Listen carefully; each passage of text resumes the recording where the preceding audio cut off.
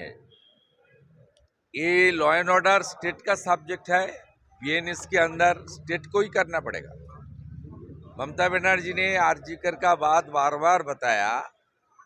एक केस मेरा हाथ में रहता तो मैं सब करता हूँ। अभी तो आपका हाथ में ही है, पुलिस का हाथ में।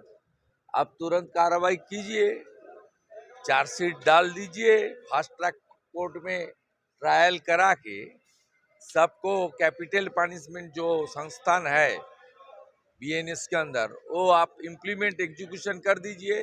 यही बंगाल का जनता का उम्मीद है। और ने बोला है, सेंट्रल गवर्नमेंट को एक्यूज किया है कि तालिबान का जो मिनिस्टर है उसका बाद में कोई टिप्पणी नहीं करेगा। दादा आज के एनफोर्समेंट डायरेक्टरेट वो नहीं करेगा। वो ममता बनर्जी का कंपनी का एम्प्लॉय है। उसका बाद में इतना वेटेज देना की कोई जरूरत नहीं है। वो हिंदू विरोधी है। দাদা এনফোর্সমেন্ট ডিরেক্টরেট আজকে সকাল থেকে ম্যাসিভ রেড করছে বালি পাচার কাণ্ডে। সৌরভ রায়ের বাড়িতে ফের ইডি গেল আজকে।